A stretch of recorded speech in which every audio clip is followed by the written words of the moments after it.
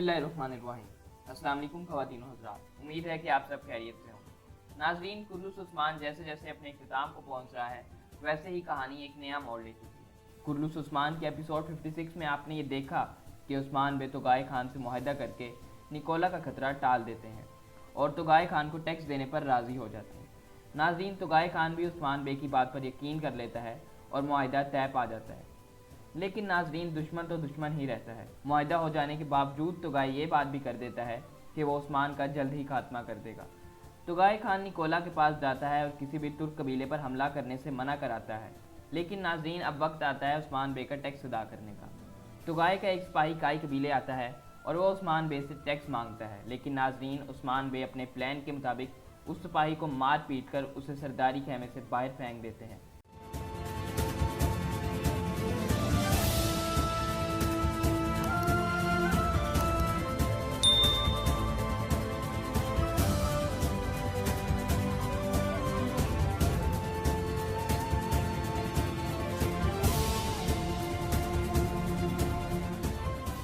नाज़रीन, अब सवाल ये उठता है कि उस्मान बे के पास वो कौन सा बैकअप प्लान था कि अगर तुगाई उन पर हमला करेगा, जो कि वाज़ेह है, तो वो उस हमले को रोक सकते हैं। जी हाँ नाज़रीन, कुर्लुस के एपिसोड 57 के ट्रेलर में अगर आपने गौर किया हो तो उसमें आपने उस्मान बे के साथ सुल्जूकी सल्तनत के वज़ीर और सिपाहियों को भी देखा होगा। ऐन मुमकिन है कि जब मंगोल काई कबीले पर हमला आवर हों तो सल्जूक सल्तनत उनकी मदद करे और मंगोलों से सामना करे।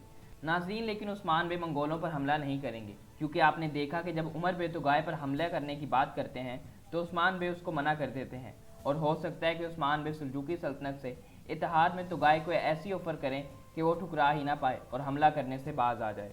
नाज़रीन, इस बारे में आपका क्या ख्याल है? अपनी राय का इज़हार कमेंट सेक्शन में ज़रूर कीजिएगा और अगर अभी तक आपने मेरे चैनल को सब्सक्राइब नहीं किया तो कर दें। मैं मिलूँगा अगली वीडियो में।